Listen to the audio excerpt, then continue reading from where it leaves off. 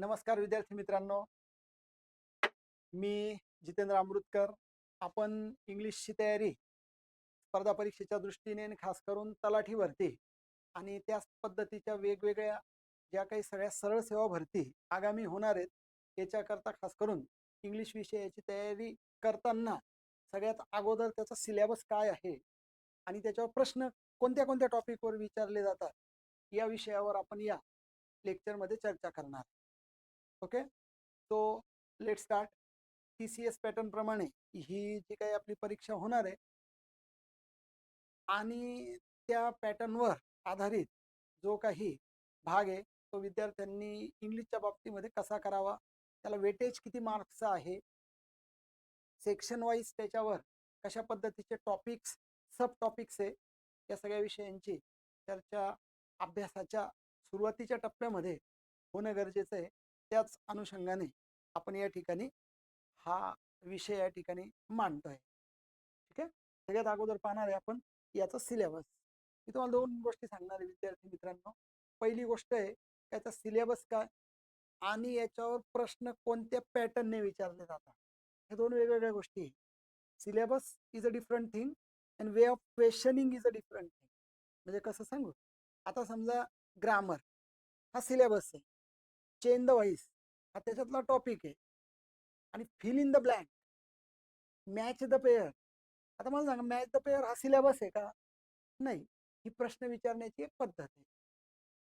ठीक आहे, या दोन्ही पद्धतीच्या गोष्टी तुम्हाला या ठिकाणी मी ह्या लेक्चरमध्ये व्यवस्थित क्लिअर करून देईल. व्यवस्थित लेक्चर वॉच करायचं आहे, महत्त्वाच्या गोष्टी लिहून घ्यायच्या आहे. ठीक आहे, चल सो लेट्स स्टार्ट.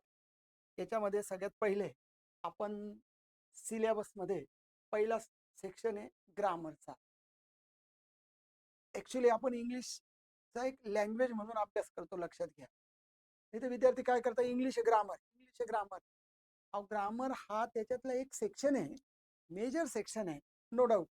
पण apart from grammar there are different topics also. अजून वेगवेगळे टॉपिक्स आहे. नाही तर मग काय इंग्लिश आहे ग्रामर फक्त असं नाही. ग्रामर एक बाजू झाली त्याची. आणि मग या पद्धतीने जर तुम्ही विचार केला तर ग्रामर या सेक्शनशी रिलेटेड साधारणपणे कोणत्या कोणत्या टॉपिक्सवर, कोणत्या कोणत्या सब टॉपिक्सवर, सेक्शन्सवर प्रश्न विचारले जातात, विचारले गेले आहेत आणि विचारले जातील, हे सगळे टॉपिक्स या ठिकाणी बघा. आणि जे जनरल टॉपिक्स आहे त्याची आयडिया आपल्याला चांगल्यापैकी माहिती आहे. पहिला टॉपिक आहे पार्ट्स ऑफ स्पीच. किती पार्ट्स ऑफ स्पीच आहे? बरोबर, 8 पार्ट्स ऑफ स्पीच आहे. त्या 8ही पार्ट्स ऑफ स्पीचवर या ठिकाणी आपल्याला प्रश्न येतील. 8ही पार्ट्स ऑफ स्पीचवर या ठिकाणी प्रश्न येतील. मग पार्ट्स ऑफ स्पीच ज्या वेळेला आपण म्हणतोय तर त्यावेळेला या ठिकाणी बघा, ज्या वेळेला पार्ट्स ऑफ स्पीचचा अभ्यास केला जाईल किंवा केला जातो तर कोणत्या पार्ट्स ऑफ स्पीच असतात सांगा बरं मला पटापटा. पार्ट्स ऑफ स्पीच असं जर तुम्हाला विचारलं तर त्यावेळेला तुमचं जे उत्तर असतं करेक्ट, जे तुम्ही नाऊन पासून सुरुवात करून या ठिकाणी ते देत असतात. पहिलं असतं नाऊन, करेक्ट. नंतर प्रोनाऊन, नंतर ॲडजेक्टिव्ह, बरोबर. नंतर वर्ब. म्हणजे तुमच्या मनातलं मी बोलतोय बरं का. हा, कारण आता तुम्ही तर डायरेक्ट आपला संवाद नाही होऊ शकत आहे, परंतु तुमच्या मनातलंच मी इथे लिहितोय, या पद्धतीने तुम्ही कन्सिडर करा. सो हे 4 पहिले सगळ्यात महत्वाचे असतात. आणि त्याच्यानंतर बघा ॲडव्हर्ब, त्याच्यानंतर प्रेपोजिशन, नंतर कंजंक्शन. कंजंक्शन म्हणजे जोडणारा शब्द वगैरे. नंतर शेवटचं काय असतं, इंटरजेक्शन. ओके, बघा या पद्धतीने हे सिलेबसचे पार्ट्स ऑफ स्पीचचे 8 पार्ट आहे. मराठीत काय काय म्हणता, नाऊनला नाम, प्रोनाऊनला सर्वनाम, विशेषण म्हणजे ॲडजेक्टिव्ह, व्हर्ब म्हणजे क्रियापद. आता काय असतं पुढच्या पार्टमध्ये, आता फक्त सिलेबस डिस्कशन चाललंय आणि त्याचं नाव पर्यायी, ज्याच्याने आपल्याला मदत होईल. कारण आपण मराठीचा पण अभ्यास करणार सरळ सेवेच्या भरतीमध्ये, इंग्लिशचा पण अभ्यास करणार. त्याच्यामुळे दोन्ही लँग्वेजचा अभ्यास करत असताना काही शब्द आपल्याला मराठीतले जास्त पण चांगल्या पद्धतीने समजतील, म्हणून दोन्ही पद्धतीचा मी तुम्हाला यूज करेल.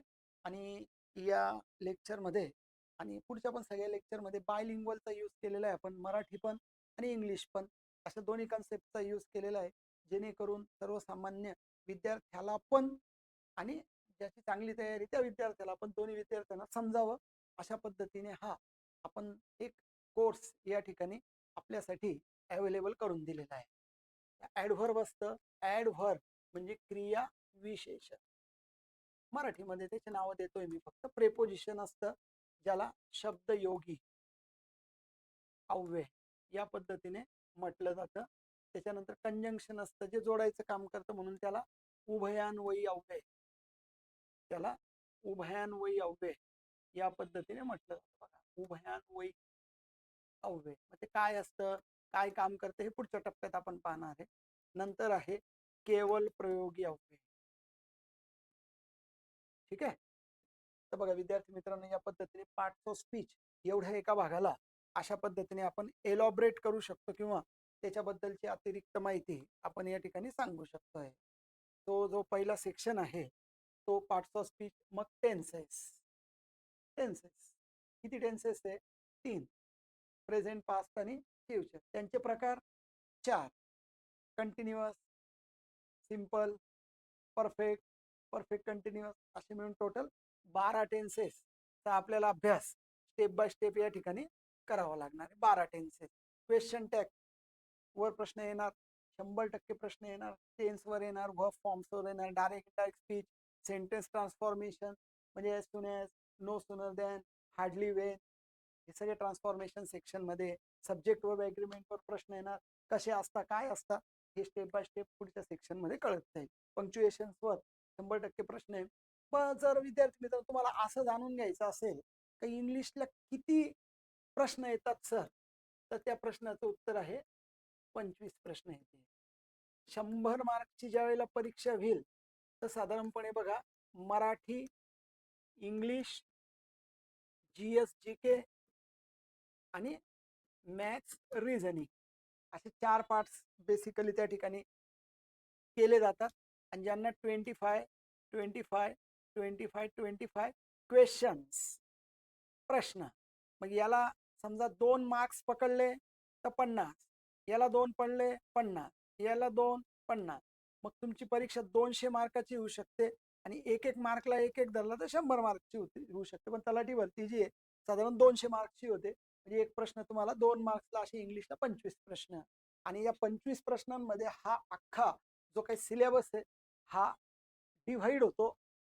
आणि तो कसा डिवाइड होतो याचं पण एक अनालिसिस आपण मागच्या प्रश्नपत्रिकातून काढून पुढच्या स्लाइड्स मध्ये जोडलेले. तुर्त आता फक्त ग्रामर मध्ये काय काय येतं तेवढं पार्ट्स, वर्ब फॉर्म्स येतील, verb form, tenses, articles, chain the voice, degrees, clauses आणि सिंथेसिस. क्लॉज काय असतं, सिंथेसिस काय असतं, डिग्रीज काय असतं, या सगळ्या गोष्टींची चर्चा पुढच्या लेक्चर्स मध्ये डिटेल्ड मध्ये अगदी समजेल. आणि पुन्हा PYQ आणि प्रॅक्टिसचे प्रश्न अशी भरपूर चर्चा या ठिकाणी होणार आहे. आणि नक्की तुम्हाला या गोष्टीचा सगळा फायदा या ठिकाणी होईल. तर बघा, ग्रामर सेक्शन हा एक सेक्शन आहे सिलेबसचा, ज्याच्यावर एवढे टॉपिक्स आपण अभ्यासू शकताय. आणि त्याच्यानंतर व्होकॅब्युलरी सेक्शन आहे. ग्रामर सेक्शन सगळ्यात महत्त्वाचा पार्ट, व्होकॅब्युलरी सेक्शन त्याच्यानंतरचा महत्त्वाचा पार्ट. अँटोनिम्स विरुद्धार्थी, करेक्ट. अँटोनिम्स म्हणजे विरुद्धार्थी शब्द. कारण व्होकॅब्युलरीचा अर्थ असतो शब्दसंग्रह, शब्दसाठा. तो शब्दांशी रिलेटेड भाषेमध्ये जे काही प्रश्न येतील ते साधारणपणे या सेक्शन्स मध्ये कव्हर होतात. आणि त्याच्यामध्ये अँटोनिम हा एक महत्त्वाचा पार्ट आहे, ज्याला अपोजिट वर्ड्स असं देखील म्हटलं जातं. Opposite word. सिनोनिम म्हटलं तर समानार्थी शब्द, समानार्थी म्हटलं तर सिमिलर, है ना. तो अँटोनिम्स, सिनोनिम हा एक मेजर फॅक्टर आहे व्होकॅब्युलरीचा, ज्याच्यावर बऱ्यापैकी प्रश्न म्हणजे या दोघी मिळून तर 3-4 प्रश्न कव्हर होतील एवढं त्याला वेटेज या ठिकाणी आहे. आणि तेवढंच महत्व मग होमोनिम्स, होमोफोन्सला पण आहे, जे सारख्या उच्चाराचे शब्द असतात, जे सारख्या उच्चाराचे स्पेलिंग्सचे जे काही शब्दांच्या जोड्या आहेत त्या या ठिकाणी कव्हर होता होमोनिम्स आणि होमोफोन्स मध्ये. बरोबर, हे सगळं तुम्हाला आता त्याचं उदाहरण जर द्यायचं असेल तर बघा, समजा आता या ठिकाणी मी लिहितोय राईट, बघा राईट, आणि एक लिहितोय राईट, है ना.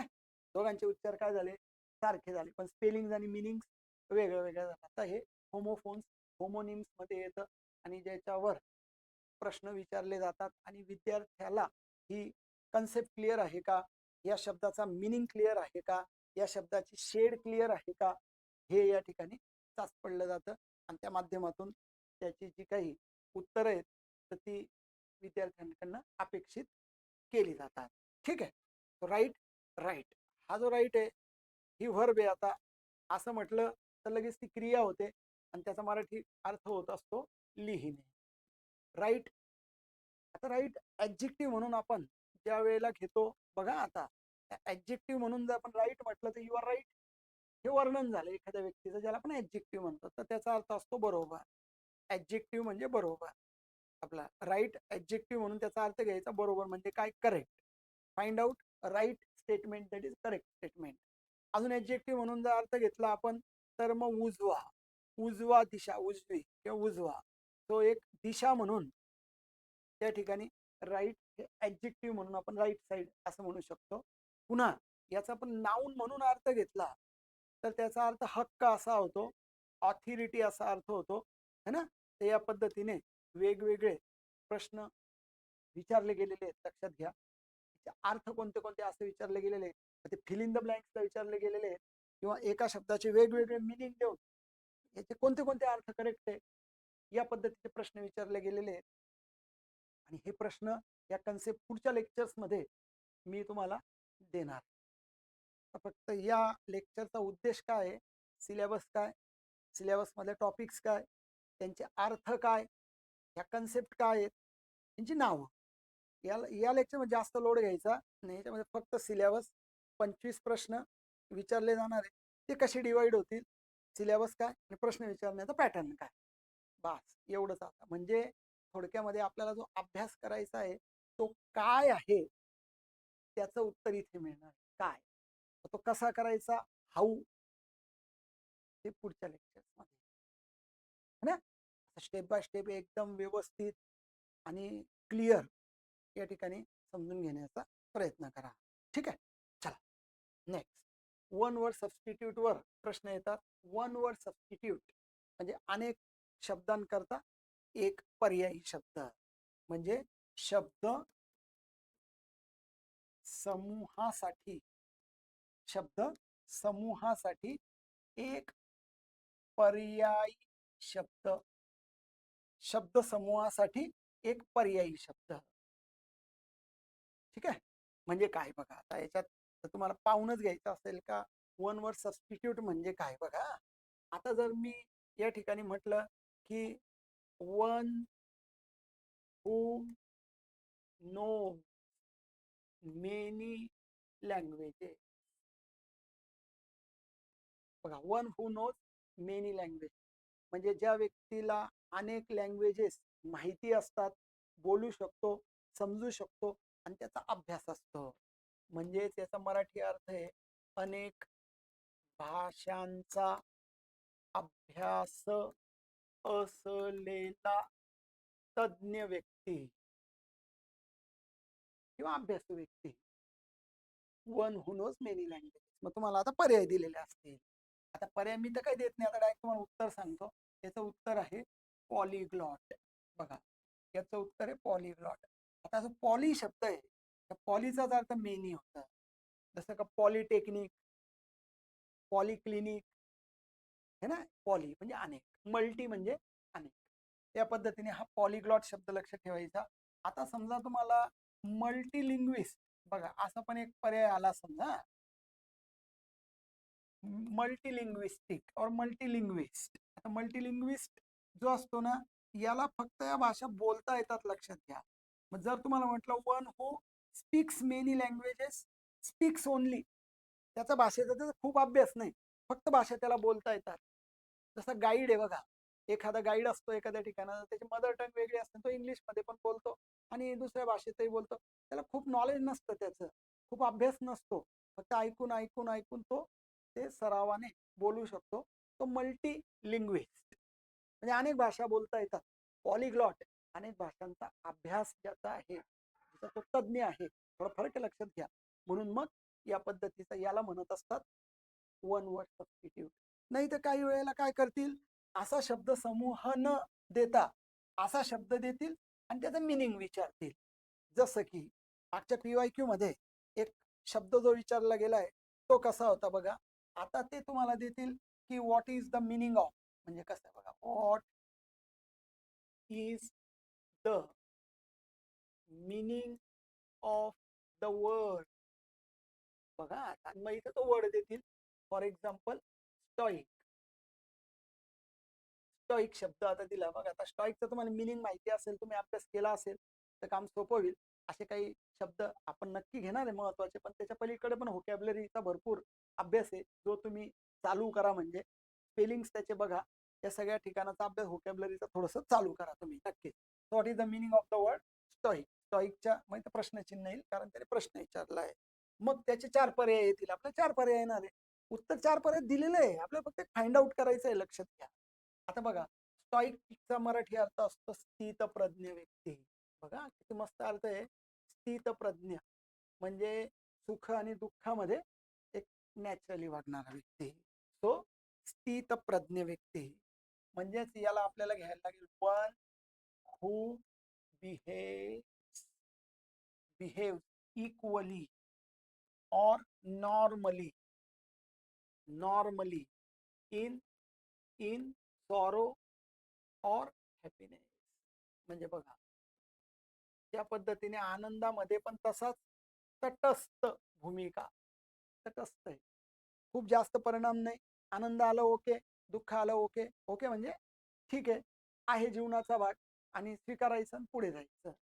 काही स्थितप्रज्ञता हळूहळू अनुभवातून व्यक्तीला प्राप्त होत असते. जसतसा अभ्यास आणि मॅच्युरिटी होते तसतसा हा पार्ट आपण अंगीकारत असतो. तर असे बहुसंख्य अत्यंत महत्वाचे शब्द आहे ज्याच्या वारंवार रिपीटेडली प्रश्न विचारले गेलेले आहेत, आणि त्या भरपूर शब्दांची चर्चा आपण पुढच्या लेक्चर्स मध्ये 100% त्या ठिकाणी तुम्हाला देणार आहोत. ठीक आहे, चला आता पुढच्या टप्प्यामध्ये बघा. बरं, याच्यामध्ये एक शेवटचा कोणता पार्ट होता बघा, जो या ठिकाणी वन वर्ड सबस्टिट्यूट आहे. इडियम्स अँड फ्रेजेस वर पण प्रश्न विचारले जातात. इडियम्स, फ्रेजेस शब्द समूह असतात, आणि काही अलंकारिक म्हणी वाक्प्रचार असतात. जसे की एक मागे विचारला गेला आहे बघा, अलंकारिक काय असतं म्हणजे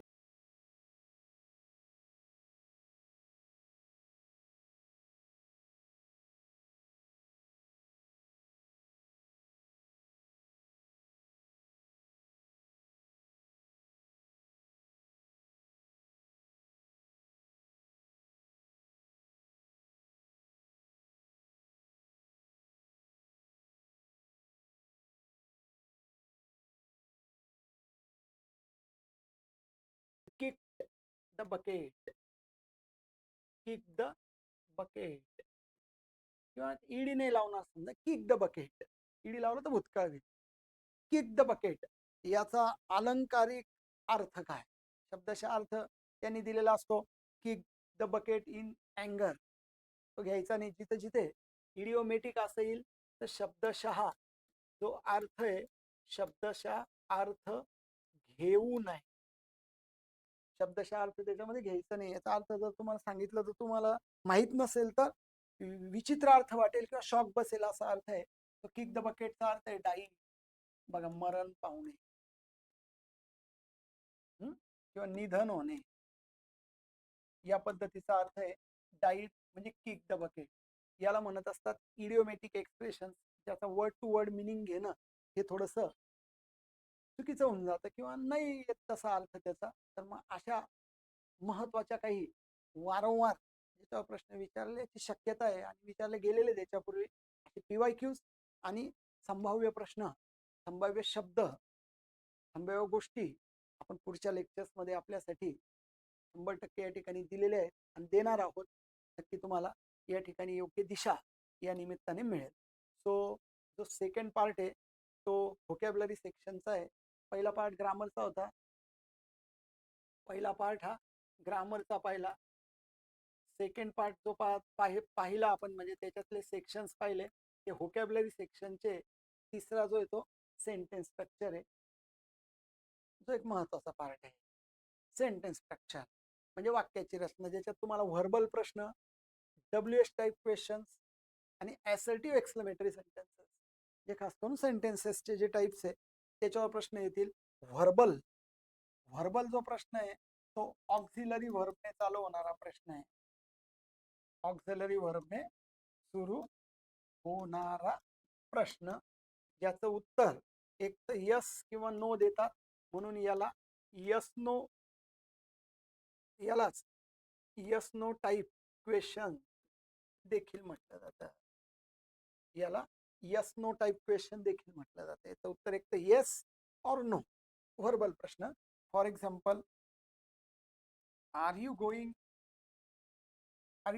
टू पुणे?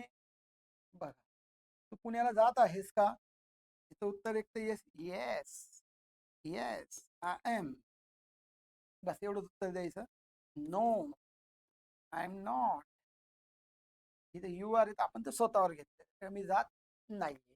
मग याचं तुम्ही उत्तर हो पण देऊ शकता, नाही पण देऊ शकता. आणि हाच WH टाईप आला, त्या ऑक्झिलरीच्या पहिले फक्त WH वर्ड ऍड केला का तो WH टाईप प्रकारचा प्रश्न तयार होईल. मग याच्यावर प्रश्न कसे येतात, WH प्रश्न कसा बनवायचा, ॲसर्टिव्हचं एक्सक्लेमेटरी कसं करायचं, एक्सक्लेमेटरीचं ॲसर्टिव्ह कसं करायचं, हा सगळा पुढचा पार्ट पुढच्या लेक्चर्समध्ये आपल्याला मिळणार. तो सेंटेन्स स्ट्रक्चर एक पार्ट आहे, ग्रामर एक पार्ट आहे आणि व्होकॅब्युलरी एक पार्ट आहे. बघा, या पद्धतीने 3 मेजर टॉपिक्स या ठिकाणी आपल्याला मेजरली लक्षात घ्यायचे आहे. ठीक आहे, हा झाला तुमचा सिलेबसचा पार्ट.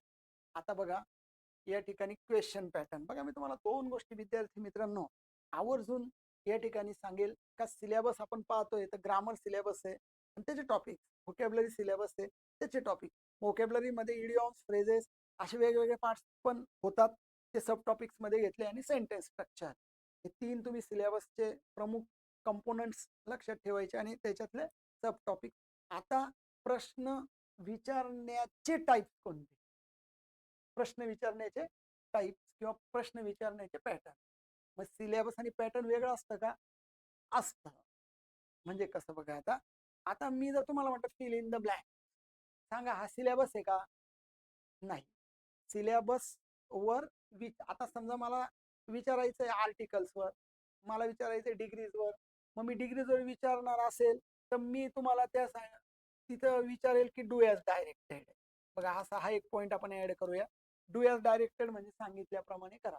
चेंज द व्हॉइस, ही सूचना झाली तुम्हाला, मग चेंज द व्हॉइस करा, ही जेव्हा सूचना मिळेल तर तेव्हा तो डू ॲज डायरेक्टेड, तो एक पॅटर्न आहे. फिल इन द ब्लँक्स, एक प्रश्न विचारण्याची पद्धत. एक डबल फिलर आहे बघा, एक डबल फिलर आहे, म्हणजे हा फिल इन द ब्लँक्सला आपण म्हणू शकतो सिंगल फिलर आणि याला म्हणू शकतो आपण डबल फिलर. म्हणजे एकच गाळलेली जागा असेल तर सिंगल फिलर, डबल गाळलेली जागा असेल एकच मोठ्या वाक्यामध्ये डबल फिलर. असे प्रश्न तुम्हाला 100% विचारले जातात आणि असे कमीत कमी 25 पैकी 10 प्रश्न, 11 प्रश्न हे साधारणपणे एवढ्या टॉपिकवर आहे, fill in the blanks, single और डबल, सिंगल और डबल या पद्धतीने. त्याच्यामुळे असे प्रश्न पण तुमच्या पाहण्यामध्ये, सोडवण्यामध्ये आले पाहिजेत, जे आपण इथे घेणार आहे. 100% आपण या ठिकाणी हा सगळा सेक्शन कव्हर करणार आहे. नंतर मॅच द पेअर. आता मॅच द पेअर सिलेबस आहे का? अजिबात नाही. मॅच द पेअर म्हणजे जोड्या लावा, जोड्या लावायच्या आहे, त्याच्यावर एखाद प्रश्न कव्हर होऊ शकतो, होतो. जम्बल्ड अप सेंटेन्स आणि जम्बल्ड अप पॅरेग्राफ हे 2 आहे. याच्यापैकी एक तर जम्बल्ड अप सेंटेन्सवर येऊ शकतं किंवा जम्बल्ड अप पॅरेग्राफ येऊ शकतं. हे सगळे TCS पॅटर्न प्रमाणे, जे बँकिंगला किंवा LIC तत्सम त्या केंद्र सरकारच्या परीक्षा आहेत, जे TCS राबवतं, IBBS राबवतं, तर त्याच अनुषंगाने हे तिथून घेतलेले यांनी काही टॉपिक्स आहे, पॅटर्न्स आहे, ज्याच्यावर प्रश्न विचारले जातात. Syllabus is different thing and this pattern is different thing. Okay, तो जम्बल्ड अपचा आपल्याला अभ्यास करायला लागेल. जम्बल्ड अप काय असतं, त्याचे कसे वाक्य शोधायचे, क्रम कसा लावायचा, पहिलं वाक्य कसं शोधायचं, शेवटचं कसं शोधायचं, 2 कनेक्टेड वाक्य कसे शोधायचे, त्याच्याकरता पुढचे लेक्चर्स आहेत ना आपल्याकडे. 100% आपण त्याच्यावर चर्चा करणार. जम्बल्ड अप सेंटेन्सेस आहे, जम्बल्ड अप पॅरेग्राफ आहे, वर्ड स्वॅपिंग आहे. याच्यावर विचारलं जाईल का मला माहित नाही तुम्हाला, पण TCS पॅटर्न मध्ये वर्ड स्वॅपिंग आहे. एक लेक्चर जाईल विद्यार्थी जाईल म्हणजे एक लेक्चर आपल्याला घ्यावं लागेल आणि हा टॉपिक तुम्ही करून घ्यायचा. मी याच्यावर एक लेक्चर तुमच्याकडे आवर्जून घेणार आहे. नाही प्रश्न आला तर काही नुकसान नाही, लक्षात घ्या. पण टॉपिक केला नाही आणि प्रश्न आला तर विद्यार्थी कन्फ्यूज होऊ शकतो आणि तो एक प्रश्न आणि ते 2 मार्क्स पण आपल्याला वाया घालवायचे नाहीये, हा उद्देश आहे आपल्या या सगळ्या अभ्यासाचा. त्याच्यामुळे मी त्याच्यावर पण तुम्हाला प्रश्न घेऊन टाकणार आहे. सेंटेन्स इम्प्रुव्हमेंटवर प्रश्न येतील जे आढळले मागच्या प्रश्नपत्रिकांमध्ये.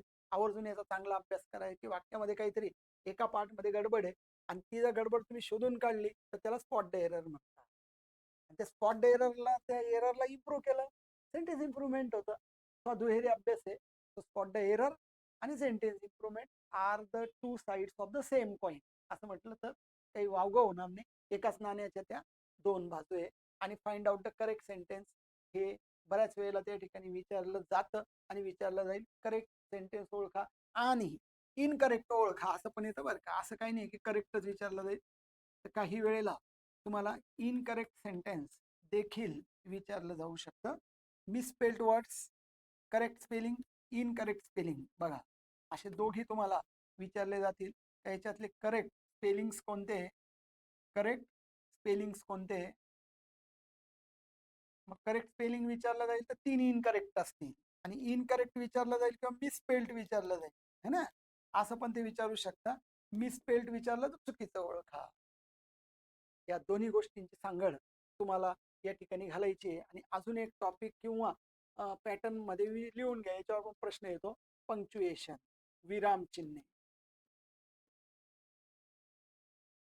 बघा, विराम चिन्हे किंवा पंक्च्युएशन याच्यावर देखील तुम्हाला प्रश्न येतो. त्याच्यामुळे मग 1-2 प्रश्न याच्यावर, 1-2 प्रश्न. आता हे पण बघायचं आहे आपल्याला की सिलेबसच्या पॅटर्न, क्वेश्चनचा पॅटर्न आणि सिलेबस याच्यावर या 25 प्रश्नांचं कशा पद्धतीने तुम्हाला डिव्हायडेशन होणार आहे हे सुद्धा ऐकण्याची जी काही इच्छा आहे किंवा ऐकण्याची म्हणण्यापेक्षा ज्याचा अभ्यास आपल्याला कशा पद्धतीने लक्षात घेता येईल. एका व्ह्यू मध्ये 2 गोष्टी मी क्लिअर करणार विद्यार्थी मित्रांनो, की आपल्याला नंबर ऑफ क्वेश्चन्स 25 आहे, ही गोष्ट क्लिअर झाली. आता एक गोष्ट क्लिअर, 25 क्वेश्चन्स. आता दुसरी गोष्ट तुम्हाला क्लिअर झाली, सिलेबस काय, ग्रामर, सेंटेन्स पॅटर्न किंवा व्होकॅब्युलरी. आता एका बाजूला मी क्लिअर करण्याचा प्रयत्न करतोय की way of questioning, way of pattern, मग जम्बल्ड अप, त्याच्यानंतर स्पॉट द एरर, त्याच्यानंतर मग सेंटेन्स इम्प्रुव्हमेंट, त्यानंतर match the pair, correct the sentence, do or directed, वगैरे वगैरे. हा झाला तुमचा इकडच्या बाजूला एक प्रश्न विचारण्याची पद्धत. आता पुढचे 2 चार्ट्स मी आपल्यासाठी मांडतोय. एका याच्यामध्ये 25 प्रश्नाचा सिलेबस नुसार किती वेटेज आणि दुसऱ्या पेज मध्ये मी मांडेल पॅटर्न नुसार किती वेटेज. थोडक्यामध्ये मॅच द पेअरचे किती प्रश्न, जम्बल्ड अपचे किती, सेंटेन्स इम्प्रुव्हमेंटचे किती, करेक्ट द सेंटेन्सचे किती, मेस पेलचे किती. हे जर तुम्हाला पहिल्याच दिवशी कळून गेलं किंवा सुरुवातीच्या लेक्चर्स मध्ये कळून गेलं तर पुढचा अभ्यास सोपा होतो ना आपल्याला. नाही तर मग कसं आहे, ज्याला कमी वेटेज आहे त्याला जास्त जर तुम्ही वेळ देऊन टाकला तर अजून कन्फ्युजिंग होईल आणि ते होऊ नये म्हणून या पद्धतीचा पॅटर्न तुम्ही वेळोवेळी लक्षात घ्यायचा आहे. Is that clear? ह्या 3 गोष्टी तुम्हाला क्लिअर झाल्या. सिलेबस, वे ऑफ क्वेश्चनिंग, बरोबर, ह्या 2 मेजर गोष्टी आहे. आणि याला आता आपण तिसऱ्या टप्प्यामध्ये घेऊन जातोय. 25 प्रश्नांचं बायफर्गेशन, डिव्हायडेशन आणि टॉपिक वाईज वेटेज. क्लिअर?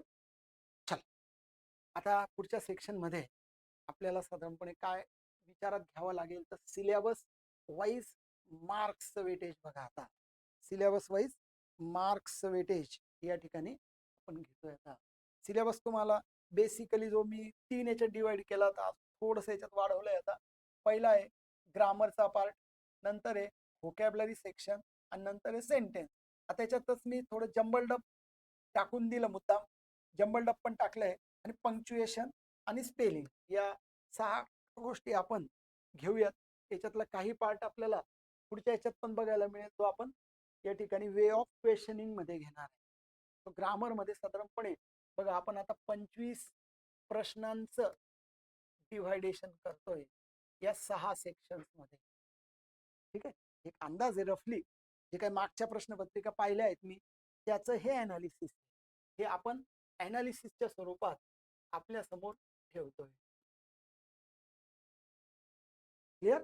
हे अनालिसिसच्या स्वरूपामध्ये आपल्या समोर ठेवतोय. तर ग्रामर बघा, साधारणपणे 25 पैकी 11 ते 12 प्रश्न, 25 पैकी 11 ते 12 प्रश्न साधारणपणे आपल्याला या सेक्शन साठी बघायला मिळतील. 11 ते 12 प्रश्न. ठीक आहे, 11 ते 12 प्रश्न म्हणजे जवळपास समजून घ्या की 50% आसपास जे वेटेज आहे ते नुसत्या ग्रामर सेक्शन मध्ये डायरेक्ट 11-12 प्रश्न कव्हर होऊन गेले. व्होकॅब्युलरी एक मेजर सेक्शन आहे, ज्याच्यामध्ये मग फ्रेजेस पाहिलं आहेत आपण, idioms, antonym, synonym, one word substitute, whatever it may be, हा सगळा जो सेक्शन आहे हा 7 ते 8 प्रश्नाला, म्हणजे 12 ते 8 प्लस हे साधारण 20 एक प्रश्न, जे म्हणजे 18 ते 20 प्रश्न हे फक्त हे दोनच टॉपिक खाऊन जातात इन द सेन्स यांच्यामध्ये कव्हर होऊन जातात. ठीक आहे, बघा म्हणजे 18 ते 20. आता उरले साधारणपणे 5 ते 7 प्रश्न.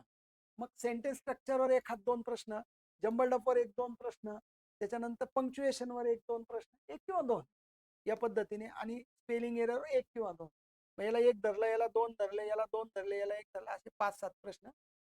असं एकदम फिक्स नाही बरं का, हा एक अभ्यास आहे, हा एक अनुमान आहे, हा एक तर्क आहे, आणि हे कन्क्लुजन आहे त्याचं, ज्याचं मी मागच्या काही प्रश्नपत्रिकांचा अभ्यास केलाय, जो तुमच्या पुढे मांडून ठेवलेला आहे, आणि जो तुम्हाला हा TCSच्या पॅटर्न प्रमाणे तलाठी भरती आणि तत्सम सरळ सेवेच्या भरतीसाठी हा जो काही अभ्यास आहे हा समजणं, हा पॅटर्न लक्षात येणं हे फार महत्वाचं आहे. आता हे तुम्हाला पुढे जेव्हा तुम्ही अभ्यास करणार, जसजसं तुम्ही मॅच्युरिटीकडे जाणार, अभ्यासाच्या प्रगल्भतेकडे जाणार, जसं समजत जाईल तुम्हाला, तसं तुम्हाला याचं महत्व जास्त वाटेल.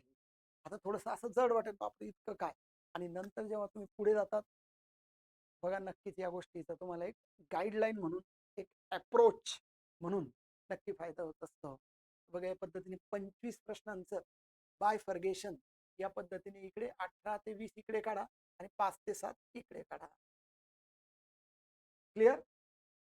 आता आपण जे काही सेक्शन वाईज ज्याला म्हटलं तर आपण, किंवा पॅटर्न त्याप्रमाणे, ज्याच्यामध्ये मग पंक्च्युएशन, स्पेलिंग एरर, जंबल्ड तिकडे पण सापडेल, तिकडे अजून दुसऱ्या पद्धतीचे पण प्रश्न सापडतील.